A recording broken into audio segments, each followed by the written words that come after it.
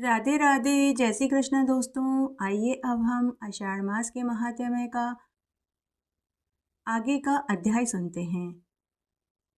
ब्रह्मा जी कहने लगे कि हे नारद मुनि, आषाढ़ मास में नित्य ही स्नान करने के बाद पितरों का तर्पण करना चाहिए। जो ऐसा करता है उसे बड़े भारी फल की प्राप्ति होती है। संगम अथवा जलाशय पर देवता और पितरों को जल देकर तृप्त करना चाहिए। फिर जय होम आदि नित्य कार्य करने से अनंत फल की प्राप्ति होती है। गोविंद भगवान का स्मरण करके अपने नित्य कार्यों को करें। इससे देवता, पितर, मनुष्य सभी को तृप्ति मिलती है। आषाढ़ मास में श्रद्धा धर्म में युक्त होकर पूजन आदि करने से कई गुना फल की प्राप्ति होती है। अच्छे पुरुषों का सत्संग करे, गुरु और देवताओं की सेवा करे, वेदों का पाठ करे, सत्य बोले, गोदान करें। तब नारद मुनि कहने लगे कि हे पितामह ब्रह्मा जी, आषाढ़ मास के नियम कौन से हैं जिनके धारण करने से भगवान प्रसन्न होते हैं और उनको धारण करने से किस फल की प्राप्ति होती है? कृपया करके आप हमें विस्तार से सुनाइए। तब ब्रह्मा जी कहने लगे कि हे पुत्र नारद, आषाढ़ मास के नियम मैं तुमसे कहता हूँ, तुम ध्यान से सुनो। क्योंकि नियम धारण करने से ही मनुष्य के सभी कार्य सिद्ध होंगे और विद्वानों को सुख की प्राप्ति होगी। क्षमा, सत्य आदि जो गुण हैं उनको धारण करना, वेदों को पढ़ना, शौच और स्नान नियम पूर्वक करना, भगवान के गुणों का कीर्तन करना, प्रत्येक को क्षमा करना, किसी प्रकार का क्रोध न करना, विद्वानों ने यही नियम बताए हैं। अपनी वाणी, कर्म, वचन से किसी को भी ठेस न पहुंचाना और हमेशा सत्य बोलना। सत्य सब धर्मों में परम धर्म कहा गया है। सत्य ही तप है, सत्य ही ज्ञान है, सत्य से ही धर्म की प्रतिष्ठा होती है। अहिंसा धर्म का मूल है। अतः आषाढ़ मास के सेवन में कायिक, वाचिक, मानसिक किसी भी प्रकार से हिंसा नहीं करनी चाहिए। दूसरे के द्रव्य का हरण, दूसरे के भोजन को ग्रहण करना आषाढ़ मास में निषेध कहा गया है। अहंकार विष की तरह मनुष्य के शरीर में व्याप्त रहता है, इस कारण अहंकार से बचना चाहिए। आषाढ़ मास में नियम पूर्वक रहने वाले को क्रोध, लोभ से भी दूर रहना चाहिए। इस प्रकार संतोष से रहें, मोह और मान को त्याग कर सब पापों से बचे। दया और धर्म के कार्य करने से कई एक जन्मों का नाश होता है, इसमें कोई संदेह नहीं है। आषाढ़ मास में विशेष करके इन नियमों का पालन करने से मनुष्य के 7 जन्मों के पाप धुल जाते हैं। सदैव भगवान उनके हृदय में वास करते हैं और अंत में उन्हें परम धाम सुलभ करा देते हैं। आषाढ़ मास के व्रत को धारण करने वाले को दया और धर्म भी धारण करना चाहिए। यही हरि धर्म है और यही सनातन धर्म है। ब्रह्मा जी नारद मुनि से कहने लगे कि हे पुत्र नारद, दान धर्म का एक बड़ा भारी अंग है। आषाढ़ मास में दान विशेष फलदायक होता है। अन्न को ब्रह्म के तुल्य कहा गया है, क्योंकि अन्न में ही प्राण रहते हैं। बिना अन्न के मनुष्य कुछ काल तक जीवित रह सकता है। बिना अन्न के कुछ काल में प्राण भी शरीर में नहीं रहते। इसलिए आषाढ़ मास में नित्य ही अन्न और जल का दान करना चाहिए। अन्न के दान से परलोक में अक्षय आनंद की प्राप्ति होती है। जल दान के समान न कोई दान हुआ है न होगा। मणि, रत्न, प्रवाल, सोना, चांदी, घर, कोई भी दान अन्नदान के समान नहीं है। अन्न का दान, गोदान, वेदों का पाठ, नित्य होम आषाढ़ मास में महान फल को देने वाले होते हैं। आषाढ़ मास में अन्न का दान करने वाला वैकुंठ लोक को प्राप्त होता है। आषाढ़ मास में अन्न दान करने से सब पापों का नाश हो जाता है। हे नारद, मैं तुमसे सत्य सत्य कहता हूँ, तुम इसे संदेह मत समझना, क्योंकि अन्न के दान से मनुष्य के हजारों जन्मों के पाप धुल जाते हैं। अन्न के दान से मनुष्य ऐसे आनंद को प्राप्त होता है जिससे देवता भी ईर्ष्या करते हैं। सुपात्र ब्राह्मण को श्रद्धा सहित घी का दान करें। ब्राह्मणों को घी से अच्छी तरह पकवान बनाकर के भोजन खिलावें। धर्म में श्रद्धा रखता हुआ शास्त्रों की कथा का श्रवण करें। महात्माओं की श्रद्धा पूर्वक सेवा करें। भगवान का पूजन आषाढ़ मास में अति दुर्लभ है। जो अपने पितरों के निमित्त आषाढ़ मास में अन्न का दान करता है, उनके पितर पितृलोक में अक्षय तृतीया को प्राप्त होते हैं। सब देवता भी अन्न दान से प्रसन्न होते हैं। आषाढ़ मास में दूध और दही के दान को महान फल कहा गया है। जो आषाढ़ मास में शाक, फल आदि का दान करता है, वह कभी भी यमलोक और नरक का दर्शन नहीं करता। वह दान करने वाला चंद्रलोक में जाकर वास करता है। आषाढ़ मास में वस्त्र का दान जो करता है, उसे अनेक प्रकार से संतान का सुख प्राप्त होता है।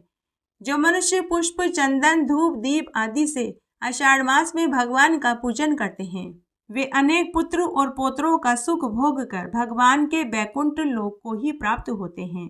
आषाढ़ मास में जो व्यक्ति फल का दान किसी विद्वान और योग्य पंडित को देता है, वह कभी भी स्वप्न में यमलोक को नहीं देखता। जो स्वर्ण का दान, गोदान, भूमि का दान करते हैं, उनके पूर्वज अगर नरक में भी पड़े हैं तो उसी क्षण उन्हें स्वर्ग का वास मिल जाता है। जो विष्णु भगवान के निमित्त आषाढ़ मास में गुड़, लवण, तेल, मधु, तिल, अन्न का दान करते हैं, वे भगवान के लोक को निसंदेह प्राप्त करते हैं। आषाढ़ मास में तिल और जौ का दान करने से अक्षयलोक की प्राप्ति होती है।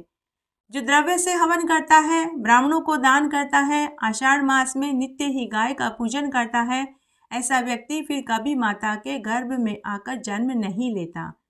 जन्म जन्मांतर के किए हुए उसके पाप धुल जाते हैं। इस संसार में दिन प्रतिदिन उसके भाग्य और ऐश्वर्य में वृद्धि होती है।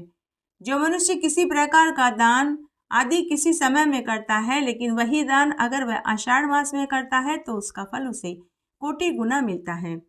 आषाढ़ मास में विद्वान ब्राह्मणों को शैया दान करना चाहिए। जो ऐसा करता है, यम के दूत उसे कभी उसके पास नहीं आते। आषाढ़ मास में अपनी शक्ति के अनुसार भगवान के निमित्त ब्राह्मणों को दान देना चाहिए। आसन, जल का पात्र, कांसे और पीतल का पात्र दान करना चाहिए। जो आषाढ़ मास में गाय, भूमि, तिल, अन्न, दीपक जो कुछ भी ब्राह्मण को दान करता है, उसकी कई एक पीढ़ी यदि नरक में भी पड़ी है तो उसी क्षण उन्हें स्वर्ग का वास मिल जाता है। ऐसे व्यक्ति तीनों ऋणों से मुक्त हो जाते हैं। बोलिए विष्णु भगवान की जय। भगवान वाराह कहते हैं, महादेवी पृथ्वी, मैं तुम्हें एक पवित्र इतिहास सुनाता हूँ, तुम ध्यान से सुनो। वैवस्वत मनवंतर के आदि सत्य युग में वायु देवता का बड़ा भारी तप देखकर लक्ष्मी निवास भगवान विष्णु श्री देवी और भूदेवी के साथ स्वामी पुष्करणी के तट पर आए। इसके दक्षिण तट पर परम पवित्र आनंद नामक विमान में वे लक्ष्मीकांत विष्णु सदा वायु देवता का प्रिय करते हुए निवास करते थे। तभी से कुमार कार्तिकेय द्वारा निरंतर पूजित भगवान ऋषिकेश इस विमान पर अदृश्य भाव से रहते हैं और आगे भी रहते रहेंगे। पृथ्वी देवी ने पूछा कि मनुष्यों की दृष्टि में न आने वाले भगवान विष्णु किस प्रकार यहाँ उन्हें प्रत्यक्ष दिखाई देंगे। भगवान वाराह ने कहा कि हे देवी, महर्षि अगस्त्य ने इस पर्वत पर आकर सनातन देव भगवान विष्णु का दर्शन किया और 12 बरस तक आराधना करके उन्हें बार बार प्रसन्न किया। तत्पश्चात भगवान से यह याचना करी कि हे प्रभु, आप सदा यहाँ निवास करें और सब लोगों को आप प्रत्यक्ष दर्शन देवें। उनके ऐसा कहने पर श्री भूदेवियों के साथ भगवान विष्णु इस प्रकार बोले कि हे देव ऋषि, मैं तुम्हारे संतोष के लिए यहाँ समस्त देहधारियों को प्रत्यक्ष दर्शन देता रहूँगा, परंतु यह विमान कभी किसी की दृष्टि में नहीं आएगा। भगवान का वचन सुनकर अगस्त्य मुनि प्रसन्न हो अपने आश्रम को चले गए। तब से भगवान विष्णु मुनियों के ही ध्यान में आने वाले इस विमान पर मनुष्य आदि प्राणियों की दृष्टि के विषय होकर चतुर्भुज रूप से निवास करते हैं और आगे भी निवास करते रहेंगे। स्कंद स्वामी सदा उनकी आराधना करते हैं, वायु देवता सेवा में संलग्न रहते हैं। एक समय की बात है कि मित्रवर्मा की मनोरमा धर्म पत्नी के गर्भ से आकाश नामक पुत्र पैदा हुआ, जो अपने कुल का आभूषण था। शक वंश में उत्पन्न धरणी नाम वाली कन्या राजकुमार आकाश की धर्म पत्नी हुई। नृपश्रेष्ठ मित्रवर्मा ने अपने उस पुत्र को राज्य का सारा भार सौंपकर स्वयं वेंकटाचल के समीप पवित्र तपोवन को प्रस्थान कर गया। राजकुमार आकाश महान चक्रवर्ती राजा थे। वे एक पत्नी व्रती थे। केवल अपनी धर्म पत्नी धरणी के प्रति ही उनका मन अनुरक्त रहता था। एक दिन उन्होंने यज्ञ के लिए आरणी नदी के किनारे भूमि का शोधन कराया। जब सोने के हल से पृथ्वी जोती जा रही थी, तब बीज की मुट्ठी बिखेरते समय राजा ने देखा कि पृथ्वी से एक कन्या प्रकट हुई है, जो कमल की शैया पर सोई हुई थी। वह बड़ी ही सुंदर दिखाई दे रही थी। उसे देखकर राजा के नेत्र आश्चर्य से खिल उठे। उन्होंने उसे गोद में उठा लिया और यह मेरी ही पुत्री है, ऐसा बार बार कहते हुए मंत्रियों के साथ बड़े प्रसन्न हुए। उसी समय आकाशवाणी हुई कि हे राजन, वास्तव में यह तुम्हारी ही पुत्री है। इस सुंदर नेत्र वाली कन्या का तुम पालन पोषण करो। यह सुनकर राजा के मन में बड़ी प्रसन्नता प्राप्त हुई। उन्होंने अपने नगर में प्रवेश किया और महारानी धरणी देवी को बुलाकर के कहा कि हे देवी, यह भगवान की दी हुई हमारी कन्या है, इसे देखो, यह पृथ्वी से प्रकट हुई है। हम दोनों संतानहीन हैं, हमारे लिए ही भगवान ने यह पुत्री भेजी है। ऐसा कहकर आकाशराज ने रानी के हाथ में प्रेम पूर्वक अपनी कन्या को सौंप दिया। उस कन्या के घर में प्रवेश करने पर धरणी देवी ने भी गर्भ धारण किया। समय आने पर उन्होंने उत्तम मुहूर्त में पुत्र को जन्म दिया। उस समय 5 ग्रह उच्च स्थानों में स्थित थे। सूर्यदेव मेष राशि पर विराजमान थे। उस पुत्र के जन्म काल में देवताओं ने दुंदुभियां बजाई। राजा के घर फूलों की बरसात होने लगी। उस समय सुखदायिनी हवा चल रही थी। जिन लोगों ने महाराज को पुत्र जन्म का समाचार सुनाया, उन्हें अत्यंत प्रसन्न होकर उन्होंने जो कुछ उनके पास था सब दान में कर दिया। केवल छत्र और चामर रखा। 1 करोड़ कपिला गाय और 1 करोड़ 100 बैल गाय दान में दिए। 12वें दिन का पुण्य मुहूर्त आने पर उन्होंने जात कर्म आदि संस्कार किए और स्वयं ही पुत्र का नाम वसुदान रखा। पृथ्वी देवी आकाश राज का पुत्र वसुदान बड़ा ही सुंदर था। वह बालक प्रतिदिन शुक्ल पक्ष की चंद्रमा की भांति बढ़ने लगा। वेदों के पारंगत विद्वान गुरुजनों ने उस विनयशील कुमार का उपनयन संस्कार किया। पिता से ही उसने मंत्र पूर्वक अस्त्र शस्त्र की शिक्षा प्राप्त करी।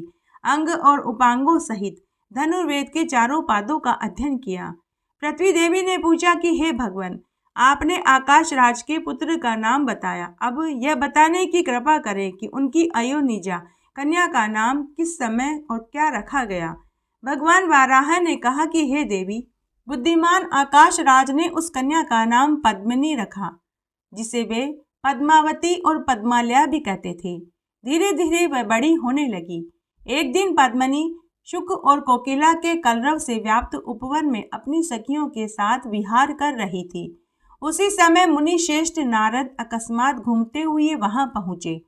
उन्होंने वन की मूर्तिमती लक्ष्मी की भांति उस कन्या को देखकर विस्मय से पूछा कि हे भीरू, तुम कौन हो, किसकी कन्या हो, तुम अपना हाथ तो दिखाओ।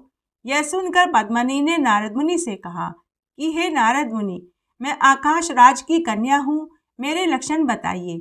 नारद मुनि बोले कि हे सुंदरी, सुनो, तुम्हारा मस्तक गोलाकार और सम है, इसके ऊपर चिकने और लंबे काले बाल शोभा दे रहे हैं। तुम्हारा मुख मंद मुस्कान से सुशोभित है। तुम्हारे अधर बिंबाफल के समान अरुण है। इस प्रकार तुम्हारा यह मुख भगवान विष्णु के ही योग्य है, ऐसा मेरी बुद्धि का निश्चय है। तुम क्षीर सागर से प्रकट हुई साक्षात लक्ष्मी के समान दिखाई देती हो। भगवान वाराह आगे बोले कि ऐसा कहकर नारद मुनि पद्मिनी और उसकी सखियों द्वारा सम्मानित हो वहां से अंतर्ध्यान हो गए। उसके बाद सखियों ने पद्मिनी से कहा कि हे सखी, चलो वन में फूल लाने के लिए चलते हैं। ऐसा कहकर आकाश राज की कन्या के साथ वे सखियां वन में फूल तोड़ने लगी। फिर वे सभी सखियां एक पेड़ के नीचे बैठ गई। उसी समय उन्होंने चंद्रमा के समान श्वेत वर्ण वाले एक ऊंचे घोड़े को देखा। उसके ऊपर श्याम वर्ण का पुरुष बैठा हुआ था, जिसकी आकृति कांति कामदेव के समान थी। उसके विशाल नेत्र पद्म पत्राकार कानों के समीप पहुंचे हुए थे। उसने एक हाथ में दिव्य शंख धनुष और दूसरे में स्वर्णमय बाण धारण कर रखा था। उसका कटी प्रदेश पीले रंग के रेशमी वस्त्र से आच्छादित था। शरीर का मध्य भाग बड़ा ही सुंदर प्रतीत हो रहा था। वह रत्न निर्मित कंकण, बाजूगन, करघनी से सुशोभित था। छाती चौड़ी थी, जिससे उस पुरुष की दक्षिणावर्त नाभि अधिक शोभा प्राप्त कर रही थी। उसका बायां कंधा स्वर्णमय यज्ञोपवीत से चमक रहा था। इस प्रकार उस तरुण का सुंदर रूप मन को मोह लेने जैसा दिखाई पड़ता था। उसे देखकर वे सभी स्त्रियां चकित रह गई। वह घुड़सवार एक भेड़िए को ढूंढता हुआ वहां फूल तोड़ने वाली स्त्रियों के समीप आया और पूछने लगा कि इधर कोई भेड़िया आया था क्या। स्त्रियों ने कहा कि तुम धनुष धारण किए हमारे वन में क्यों आए हो? यहाँ के सभी मृग अवैध हैं। आकाश राज के द्वारा सुरक्षित इस वन में कोई भी शिकार नहीं करता। उनकी बात सुनकर घोड़े पर सवार युवक उनसे पूछने लगा कि तुम सब कौन हो और यह कमल के समान रंग वाली परम सुंदरी कन्या कौन है? उनका यह प्रश्न सुनकर सखियों ने कहा कि हे शूरवीर, यह हमारी स्वामिनी है, इनका नाम पद्मिनी है। ये आकाश राज की पुत्री है। इनका प्रादुर्भाव पृथ्वी से हुआ था। सुंदर शरीर वाले हे पुरुष, अब तुम अपना परिचय दो। तुम्हारा क्या नाम है? तुम्हारा निवास स्थान कहाँ है और तुम यहाँ क्यों आए हो? सखियों के इस प्रकार पूछने पर उस पुरुष ने मंद मुस्कान युक्त मुखारबिंद से कहा कि मेरा नाम अनंत है। तपस्वी लोग रंग रूप नाम दोनों ही दृष्टियों से मुझे कृष्ण कहते हैं। मैं वह हूँ जिसके धनुष की समता करने वाला कोई धनुष देवता के पास भी नहीं। लोग मुझे वेंकटाचल निवासी वीरपति कहते हैं। शिकार खेलता खेलता मैं यहाँ आया हूँ। इस वन की शोभा देखकर मेरी दृष्टि तुम्हारी उस स्वामिनी पर पड़ी जो बड़ी ही सुंदर दिखाई दे रही है। श्री कृष्ण की बात सुनकर सब सखियां नाराज हो गई। तब कृष्ण घोड़े पर चढ़कर शीघ्र ही वेंकटाचल पर चले गए। वहां अपने दिव्य निवास स्थान पर पहुंचकर वे घोड़े से उतर गए। कृष्ण के रूप में साक्षात वे श्री हरि ही थे। घोड़े से उतरकर उन्होंने रत्नमय मंडप में प्रवेश किया और मुक्तामय मंदिर में जाकर नूतन रत्नमय सिंहासन पर विराजमान हो गए।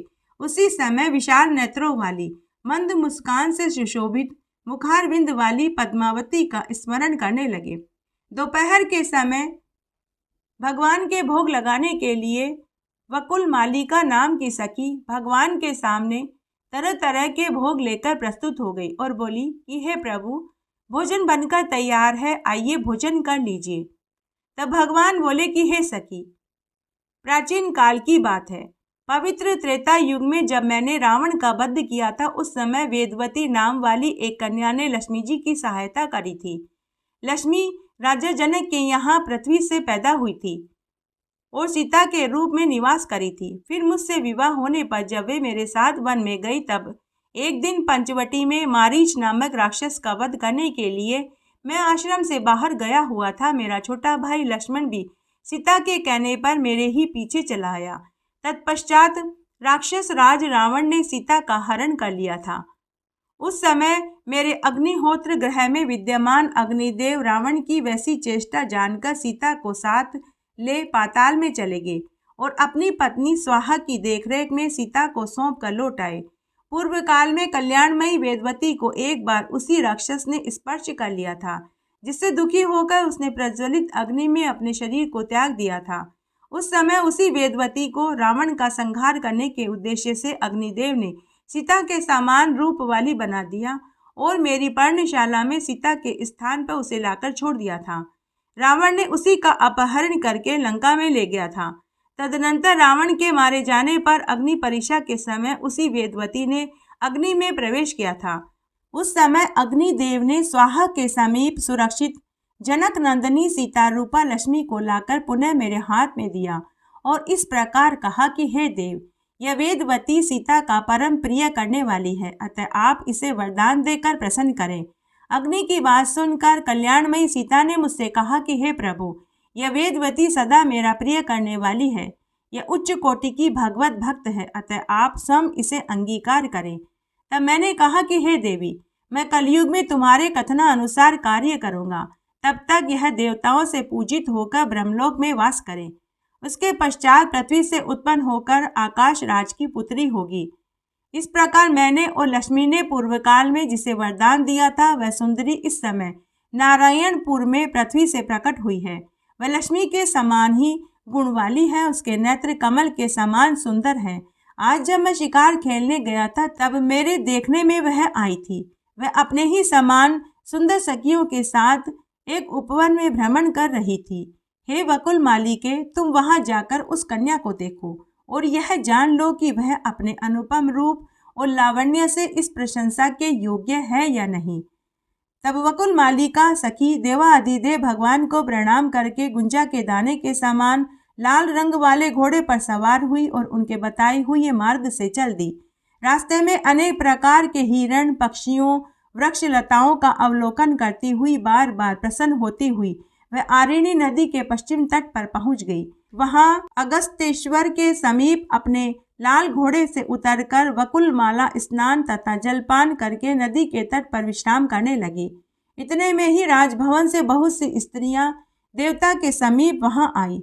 वे सब की सब पद्मावती की सखियां थी। उन्हें देखकर वकुल मालिका उनके पास गई और बोली कि हे सुंदरियों, तुम कौन हो? तुम्हारे आभूषण और हार तो बड़े ही विचित्र दिखाई दे रहे हैं। तुम कहाँ से आई हो और इस स्थान पर तुम्हारा क्या कार्य है? उनकी बात सुनकर सखियों ने कहा कि हम आकाश राज की रनिवास में रहने वाली स्त्रियां और महाराज की पुत्री पद्मावती की सहेलियां हैं। एक दिन राजकुमारी को आगे करके हम वन में गई थी। वहां उनके लिए फूल तोड़ती हुई सब सखियां एक पेड़ के नीचे बैठी थी। वहीं हमें एक सुंदर पुरुष का दर्शन हुआ। उनके श्री अंगों की कांति इंद्रनील मणि के समान श्याम थी। उनका वक्ष स्थल लक्ष्मी का निवास जान पड़ता था। मुख पर मंद मंद मुस्कान बिखर रही थी। दोनों भुजाएं बड़ी ही सुंदर, विशाल और हष्ट पुष्ट थी। कटी प्रदेश में शुद्ध पीतांबर शोभा पा रहा था। उन्होंने एक हाथ में स्वर्ण में धनुष और दूसरे में बाण धारण कर रखा था। मस्तक पर सोने का मुकुट चमक रहा था। वे हार और भुजबंद आदि आभूषणों से विभूषित थे। उन्हें देखकर स्वर्ण सदृश गौर वर्ण वाली हमारी कमल नयनी सखी पद्मावती सहसा बोल उठी, देखो देखो। तब हम सब सखियां उन्हीं की ओर देखने लगी। इतने में ही वे वहां से चले गए। उनके चले जाने के बाद हमारी सखी पद्मावती बेहोश हो गई। उसे उसी अवस्था में हम लोग राजभवन में ले गए। पुत्री की ऐसी अवस्था देखकर हमारे राजा रानी ने ज्योतिषी से इसका कारण पूछा कि हे विप्रवर, मेरी पुत्री की यह दशा क्यों हुई? तब बृहस्पति के समान विद्वान ब्राह्मण ने मन ही मन ग्रहों का विचार किया और राजा से कहा कि हे राजन, कोई उत्तम पुरुष आपकी कन्या के समीप आया था। उसे ही देखकर आपकी राजकुमारी बेटी बेहोश हो गई है। उसी के साथ पद्मावती का विवाह होगा। राजा से ऐसा कहकर ज्योतिषी अपने घर चले गए। तब आकाश राज ने वैदिक ब्राह्मणों को बुलाकर आदर पूर्वक पूछा कि हे ब्राह्मणों, आप लोग देव मंदिर में जाकर वेद मंत्रों के साथ शंकर जी का महाअभिषेक करो। उनको ऐसा आदेश देकर महाराज ने हमें बुलाया और इस प्रकार कहा कि हे कन्याओं, तुम भगवान के महाअभिषेक की सामग्री जुटाओ। राजा की आज्ञा पाकर हम सब सखियां देव मंदिर में आई हैं। हे सुभगे, अब तुम अपना परिचय दो कि तुम कहाँ से आई हो और यहाँ आने का तुम्हारा क्या कारण है? सखियों के ऐसा पूछने पर वकुल मालिका को बड़ा हर्ष हुआ। उसने मधुर वाणी से कहा कि मैं वेंकटाचल से इस घोड़े पर सवार होकर यहाँ आई हूँ और महारानी धरणी देवी से मिलना चाहती हूँ। क्या राजभवन में महारानी के मुझे दर्शन हो सकते हैं? क्या मैं उनसे मिल सकती हूँ? उनकी यह बात सुनकर उन कन्याओं ने कहा कि हे शुचि स्मृति, तुम हमारे साथ धरणी देवी का दर्शन करने चलो। तब वकुल मालिका उन कन्याओं के साथ राजभवन में आई। उधर धरणी देवी ने अंतःपुर में जाकर अपनी बेटी से कहा कि हे बेटी, तुम्हारा कौन कार्य करूं?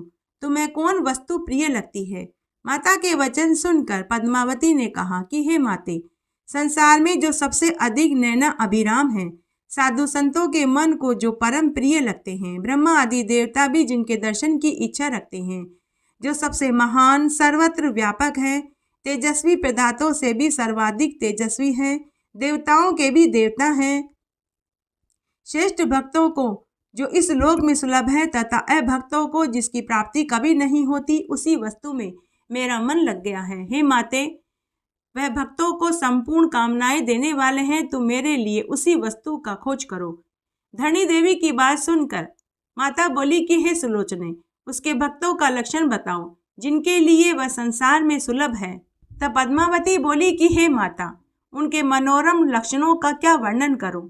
वे वेदों के स्वाध्याय में तत्पर होकर सदा वैदिक कर्म का अनुष्ठान करते हैं, सत्य बोलते हैं, दूसरों के दोषों को कभी नहीं देखते, पराई निंदा से दूर रहते हैं, दूसरे के धन का अपहरण नहीं करते, पराई स्त्रियां कितनी ही सुंदर क्यों न हो वे उनकी तरफ याद भी नहीं करते, न उनको देखते हैं और न कभी उनका स्पर्श करते हैं। ऐसे सदाचारी महात्माओं को ही तुम वैष्णव जानो। जो सब प्राणियों के प्रति दया भाव से युक्त होकर सबके हित में संलग्न रहते हैं, देवेश्वर विष्णु के गुणों का गान करते हैं, उनको निश्चय ही भगवान का भक्त समझो। राग भय क्रोध से दूर रहते हैं, उन पुरुषों को तुम भगवान विष्णु का भक्त जानो। जो ऐसे लक्षणों से युक्त हैं वे ही वैष्णव कहे गए हैं। ऐसे सदाचारी भक्तों को ही उन परमात्मा की प्राप्ति होती है। ऐसे सदाचार भक्तों को ही उन परमात्मा की प्राप्ति होती है। उन्हीं परमेश्वर से मेरा प्रेम हो गया है, मेरा मन उन्हीं से मिलना चाहता है। भगवान विष्णु के सिवा किसी और वस्तु की मुझे कोई इच्छा नहीं। मैं श्याम सुंदर भगवान विष्णु का स्मरण करती हूँ, उन्हीं के हरि अच्युत नाम लेती हूँ और उन्हीं के सहारे जीवन धारण करती हूँ। अतः जिस प्रकार उनके संबंध में जो हो सके वैसा उपाय करो। माता से ऐसा कहकर पद्मावती चुप हो गई। पुत्री की बातें सुनकर धरणी देवी सोचने लगी कि भगवान विष्णु कैसे प्रसन्न होंगे। इस समय अगस्तेश्वर की पूजा करके पूर्वोक्त कन्याएं वकुल मालिका के साथ धरणी देवी का दर्शन करने के लिए महल में आई। महारानी धरणी देवी ने घर पर पधारे हुए ब्राह्मणों को उत्तम भोजन देकर उनका आदर सत्कार करके वस्त्र आभूषण दक्षिणा में दे रही थी। तब धरणी देवी ने मनस्विनी कन्याओं से पूछा कि यह कौन है, तुम किसे लेकर यहाँ आई हो? तो कन्याएं बोली कि महारानी, यह देवी वास्तव में दिव्यांगना है, किसी कार्य से ये आपके पास आई है। देवालय में भगवान शंकर के समीप हम लोगों को यह मिली थी। हमारे पूछने पर इसने कहा कि मैं धरणी देवी से मिलना चाहती हूँ, इसीलिए हम इसे आपके पास लेकर आए हैं। तब धरणी देवी ने पूछा कि हे देवी, तुम कौन हो, कहाँ से आई हो और तुम्हें मुझसे क्या काम है? तब वकुल मालिका बोली कि हे महारानी जी, मैं वेंकटाचल से यहाँ आई हूँ, मेरा नाम वकुल मालिका है। हमारे स्वामी भगवान नारायण सदा श्री वेंकटाचल में निवास करते हैं। एक दिन वे हंस के समान श्वेत, मन के समान वेगशाली अश्व पर सवार होकर वेंकटगिरी के पास ही वन में शिकार खेलते खेलते आए थे। वे घोड़े से उतरकर नदी के सुंदर तट पर भ्रमण कर रहे थे। उसी समय उन्होंने फूल तोड़ती हुई कुछ सुंदर कन्याओं को देखा। उनके बीच में एक तन्वगी कन्या भी थी जो लक्ष्मी के सदृश दिखाई दे रही थी। उस कन्या के प्रति भगवान का मन अनुरक्त हो गया है। उसे प्राप्त करने की इच्छा से श्री हरि ने मुझे यहाँ भेजा है। वह सुंदरी कुमारी कौन है? कन्याओं ने उत्तर दिया कि वह आकाश राज की कन्या है। वकुल मालिका की बात सुनकर महारानी धरणी देवी बहुत प्रसन्न हुई। उन्होंने अपने पति को बुलाया और पद्मालय के पास जाकर मंत्रियों के बीच में उसकी कही हुई बात कह सुनाई। सुनकर राजा भी बड़े प्रसन्न हुए और मंत्रियों के साथ पुरोहितों से बोले कि मेरी पुत्री पद्मालय दिव्य रूप वाली अयोनिजा कन्या है। उसके लिए वेंकटाचल निवासी देवाधिदेव भगवान नारायण ने याचना करी है। आज मेरा मनोरथ पूर्ण हो गया। बताइए आप लोगों की क्या राय है? महाराज का उत्तम वचन सुनकर सभी मंत्री बड़े प्रसन्न हुए और वे बोले कि हे राजन, यदि ऐसी बात है तो हम सब लोग कृतार्थ हो गए। इस संबंध से आपका यह कुल सबसे उन्नत होगा। आपकी अनुपम कन्या साक्षात भगवती लक्ष्मी के साथ आनंद पूर्वक रहेगी। आप इसे देवाधिदेव शांक धनुषधारी परमात्मा विष्णु को समर्पित कर दीजिए। यह शोभामय वसंत ऋतु है, इसमें इस शुभ कार्य का अनुष्ठान शीघ्र हो जाना चाहिए। बृहस्पति जी को बुलाकर आप विवाह के लिए लगन निश्चित कीजिए। बहुत अच्छा कहकर आकाशराज ने देवलोक से बृहस्पति जी को बुलाया और वर कन्या के विवाह के लिए लगन पूछा कि हे ब्राह्मण, कन्या का जन्म नक्षत्र मृगशिरा है और वर का श्रवण, अतः इन दोनों का विवाह संबंध का विचार कीजिए। तब बृहस्पति जी बोले, वर और कन्या दोनों के सुख की वृद्धि के लिए ज्योतिषियों ने उत्तरा फाल्गुनी नक्षत्र को सर्वश्रेष्ठ कहा है। अतः वैशाख मास के उत्तर फाल्गुनी नक्षत्र में दोनों का विधि पूर्वक विवाह कार्य संपन्न कर देना चाहिए। यह सुनकर राजा ने बृहस्पति जी की पूजा करके उन्हें विदा किया और भगवान की दूती से कहा कि हे शुभे, तुम भगवान के निवास स्थान को जाओ और देवाधिदेव नारायण से कहो कि वैशाख मास में यह मंगल कार्य जरूर संपन्न होगा। आप वैवाहिक मंगलाचार संपन्न करके यहाँ पधारें।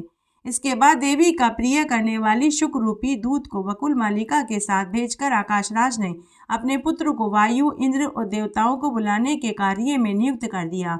साथ ही विश्वकर्मा को बुलाकर अपने नगर की सजावट के काम में लगा दिया।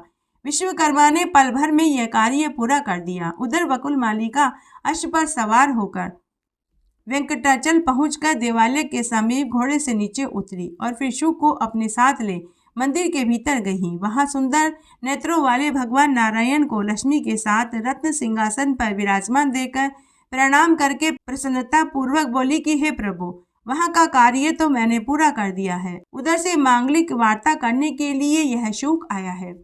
तब भगवान की आज्ञा पाकर शुक ने उन्हें प्रणाम किया और इस प्रकार कहा कि हे माधव, भूमि कन्या पद्मावती ने आपके पास यह संदेश भेजा है कि मुझे अंगीकार कीजिए। हे रमापते, मैं आपका ही नाम लेती हूँ, आपके ही स्वरूप का सदा स्मरण करती हूँ। हे मधुसूदन, आपकी प्रसन्नता के लिए ही मैं सब कार्य करती हूँ। मेरे इस काम में पिता और माता की भी सहमति है। हे देवेश, मुझे आप अंगीकार कीजिए। शुक का वचन बड़ा ही प्रिय लगा। शुक का प्रिय वचन सुनकर हरि ने कहा कि हे शुक, जाओ और पद्मालय से इस प्रकार कहो कि हे देवी, श्री नारायण देव ने कहा है कि मैं देवताओं को साथ लेकर मंगलमय विवाह कार्य संपन्न करने के लिए अवश्य आऊंगा। भगवान का वचन सुनकर और प्रसाद रूप से उनकी दी हुई वनमाला लेकर शुक शीघ्र ही आकाशराज की कन्या के पास लौट आया। उसने कस्तूरी की सुगंध से युक्त वह तुलसी माला राजकुमारी को देकर प्रणाम किया और भगवान का शुभ संदेश कह सुनाया। सुनकर उस प्रसाद माला को हाथ में ले पद्मालय ने उसे मस्तक पर चढ़ा लिया और भगवान के आगमन की प्रतीक्षा करती हुई योग्य आभूषण धारण करने लगी। आकाश राज ने भी आनंद मग्न हो चंद्रदेव को बुलाकर आदर पूर्वक कहा कि हे राजन, आप अनेक प्रकार के सरस भोजन तैयार कीजिए जो भगवान विष्णु के भोग में खाने योग्य हो। उत्तम से उत्तम अन्न की व्यवस्था होनी चाहिए। इस प्रकार प्रबंध करके भगवान के आगमन की प्रतीक्षा करते हुए आकाशराज प्रसन्न मन से सभा में बैठे हुए थे। तदनंतर देवादिदेव भगवान नारायण ने भी लक्ष्मी को बुलाकर के कहा कि हे कल्याणी, अपनी सखियों को आज्ञा दो और वैवाहिक कार्य संपन्न करो। भगवान का आदेश सुनकर लक्ष्मी देवी ने सखियों को बुलाया और सबको आवश्यक कार्य करने की आज्ञा दे दी। लक्ष्मी जी की आज्ञा से प्रीति देवी सुगंधित तेल लिया, श्रुति देवी रेशमी वस्त्र लेकर भगवान के समीप खड़ी हो गई, स्मृति भी भांति भांति के आभूषण लेकर प्रसन्नता पूर्वक उपस्थित हो गई। धृति ने दर्पण हाथ में लिया, शांति ने कस्तूरी को प्रस्तुत किया, लज्जा देवी ने यक्ष कर्दम लेकर भगवान के सामने खड़ी हो गई, कीर्ति ने सोने का पट तथा रत्न युक्त मुकुट हाथ में लिया, शची ने छत्र लगाया, सरस्वती देवी चवर ढुलाने लगी, गौरी देवी ने दूसरा चवर हाथ में लिया, विजया और जया पंखा झलने लगी। सभी देवियों को वहां उपस्थित देखकर लक्ष्मी देवी ने शीघ्रता पूर्वक उठकर सुगंधित तेल हाथ में लिया और भगवान के मस्तक से लेकर सब अंगों में उसे लगा दिया। इस प्रकार श्री नारायण देव के सब अंगों को भली भांति मलकर आकाश गंगा आदि तीर्थों से भरकर लाए हुए 100 स्वर्ण में कलश मंगवाए और उनमें एक एक को लेकर उनके जल से भगवान का अभिषेक किया। तत्पश्चात सुनहरे रंग के सुगंध युक्त चंदन से भगवान के अंग में लेप किया गया। फिर उनके कमर में रेशमी पीताम्बर बांधकर उसमें करधनी पहनाई, मस्तक पर मुकुट रखा, अन्य सुंदर सुंदर आभूषणों से अंगों को सजाया गया। उनकी सभी उंगलियों में लक्ष्मी जी ने दिव्य सोने की अंगूठियां पहनाई। इसके बाद धरती देवी ने भगवान के समीप जाकर दर्पण दिखाया।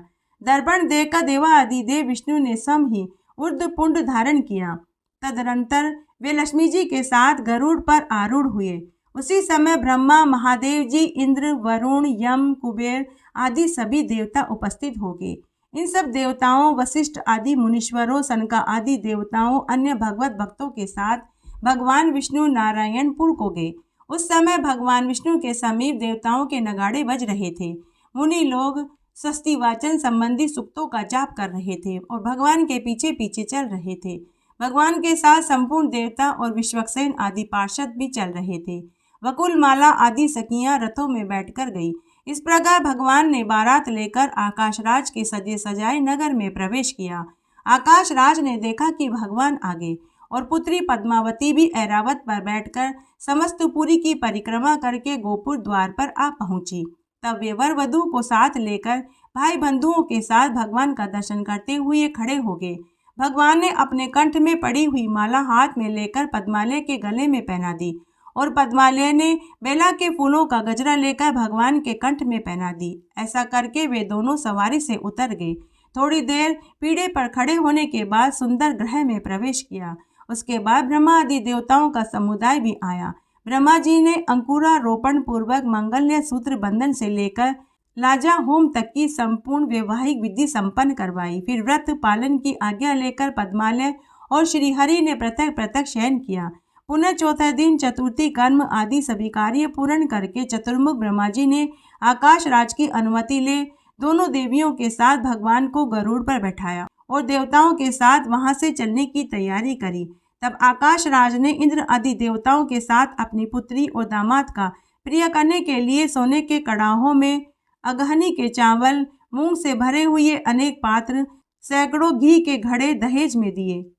हजारों घड़े दूध और दही से भरे हुए अनेकों भांड, आम, केला, नारियल, दिव्य फल, आंवले, कुष्मांड, राजकदली के फल, कटहल, बिजोरा, नींबू, शक्कर से भरे हुए घड़े, सोना, मणि, मोती, करोड़ों रेशमी वस्त्र, हजारों दास दासियां, करोड़ों गाय, हंस, चंद्रमा के समान श्वेत रंग के 10,000 घोड़े, सदा उन्मुक्त रहने वाले 100 से अधिक ऊंचे ऊंचे हाथी, ये सारी वस्तुएं भगवान विष्णु को भेंट करके आकाश राज उनके सामने हाथ जोड़कर खड़े हो गए।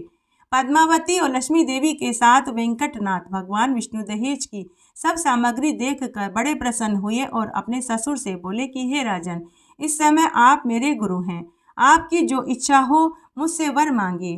भगवान की यह बात सुनकर आकाश राज ने कहा कि हे देव, इस संसार में आपकी अनन्य सेवा ही मेरे द्वारा होती रहे, मेरा मन आपके चरण बिंदों में हमेशा लगा रहे और आप में मेरी निरंतर भक्ति बनी रहे, केवल मुझे यही आशीर्वाद दीजिए।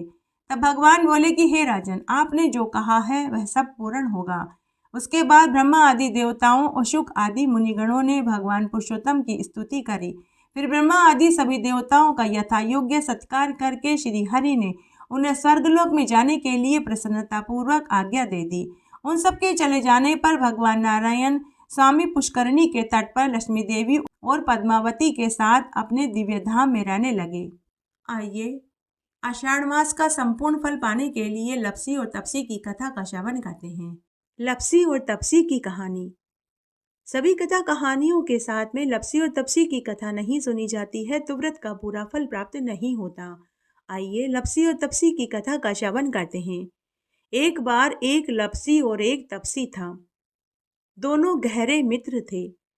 तपसी तो सदा भगवान की सेवा पूजा करता और मंत्रों को बोलता और रोज तपस्या करता था, जबकि लप्सी को पूजा पाठ करना नहीं आता था, तो वह रोज सवा सेर की लापसी बनाता, भगवान को भोग लगाता, घंटी बजाता और चादर तान कर सो जाता। तब एक दिन दोनों दोस्तों में इस बात की लड़ाई छिड़ गई कि कौन भगवान का सच्चा भक्त है। तपसी ने कहा कि मैं भगवान का सच्चा भक्त हूँ, तो लप्सी कहने लगा कि नहीं, भगवान का सबसे बड़ा भक्त तो मैं हूँ। तब तपसी बोला कि तुम भगवान के सबसे बड़े भक्त कैसे हो सकते हो? न तो तुम्हें मंत्रों का जाप करना आता है, नहीं तुम्हें पूजा करनी आती है। मैं भगवान की रोज तपस्या करता हूँ, घंटों बैठकर भगवान के भजन गाता हूँ, घंटों बैठकर भगवान के मंत्रों का जाप करता हूँ, इसलिए भगवान का सच्चा भक्त तो मैं ही हूँ। तुम क्या करते हो? तुम तो सवा सेर की लापसी बनाकर भगवान को भोग लगाते हो और खुद जीव लेते हो और चादर तान कर सो जाते हो। इस तरह दोनों में लड़ाई छिड़ गई। उसी समय नारद मुनि मृत्युलोक का भ्रमण करते करते वहां पहुंचे। उन्होंने तपसी और लप्सी को आपस में लड़ते हुए देखा, तो उन्होंने उनसे उनके लड़ने का कारण पूछा। तब दोनों ने नारद मुनि को प्रणाम किया और अपनी अपनी समस्या बताई। दोनों ने कहा कि हे देवऋषि नारद जी, अब आप ही बताइए कि हम दोनों में से कौन भगवान का सच्चा भक्त है। लप्सी और तपसी की बात सुनकर नारद मुनि कुछ देर सोच में पड़ गए। फिर उन्होंने कहा कि मैं तुम दोनों की लड़ाई का फैसला कल करूंगा। लप्सी और तपसी को नारद मुनि के ऊपर पूरा विश्वास था कि नारद मुनि जो फैसला करेंगे वह सत्य ही करेंगे। इस तरह लप्सी और तपसी अपने अपने घर चले गए। दूसरे दिन जब तपसी सुबह सुबह नदी पर स्नान करने के लिए जाने लगा, तो नारद मुनि ने उसके रास्ते में 1.25 करोड़ की अंगूठी गिरा दी। अंगूठी देखकर तपसी के मन में लालच आ गया। उसने अंगूठी उठाई और मन ही मन सोचने लगा कि यह अंगूठी तो बड़ी कीमती लग रही है। अगर मैं इस अंगूठी को बेच दूंगा तो मुझे बहुत सा धन मिलेगा और उस धन से मैं खूब बड़े बड़े यज्ञ हवन करूंगा भगवान के मंदिर बनवाऊंगा और भंडारा करूंगा और फिर मैं अपने आप को भगवान का सबसे बड़ा भक्त सिद्ध कर दूंगा। बस इसी लालच के कारण उसने अंगूठी उठाकर अपने पास रख ली और फिर नहा धोकर तपस्या करने बैठा तो अंगूठी को अपने पैर के नीचे दबा लिया। उधर लपसी ने रोज की तरह सवासेर की लापसी बनाई और वह भगवान को भोग लगाने के लिए मंदिर जाने लगा। तब नारद मुनि ने लपसी के सामने भी 1.25 करोड़ की अंगूठी गिरा दी। जब लपसी ने अंगूठी देखी तो वह मन ही मन सोचने लगा कि जिसकी भी यह अंगूठी होगी उस बेचारे को तो बहुत दुख हो रहा होगा। उसने वह अंगूठी उठा ली, यह सोचकर कि भगवान के मंदिर में भगवान के चरणों में रख दूंगा। जिसकी भी अंगूठी होगी वह मंदिर में भगवान से प्रार्थना करने तो जरूर जाएगा और जब उसे वहां खुद की अंगूठी मिलेगी तो वह अंगूठी पाकर खुश हो जाएगा। ऐसा सोचकर लपसी ने अंगूठी उठा ली। अंगूठी लेकर वह मंदिर में आया और फिर उसने उस अंगूठी को भगवान के चरणों में रख दिया। उसके बाद उसने भगवान को भोग लगाया। वहां खड़े सभी लोगों को भोग का प्रसाद बांट दिया और बचा हुआ भोग उसने खुद खा लिया और चादर ओढ़कर सो गया। उसके बाद शाम को लपसी और तपसी पुनः मिले। तभी नारद मुनि वहां आ गए। नारद मुनि को आया हुआ देखकर लपसी और तपसी उनके पास गए और उन्हें प्रणाम करके पूछने लगे कि हे देवऋषि नारद जी, अब आप बताइए हम दोनों में से कौन सबसे बड़ा भगवान का सच्चा भक्त है। तब नारद मुनि बोले कि तुम दोनों में से लपसी भगवान का सबसे बड़ा भक्त है।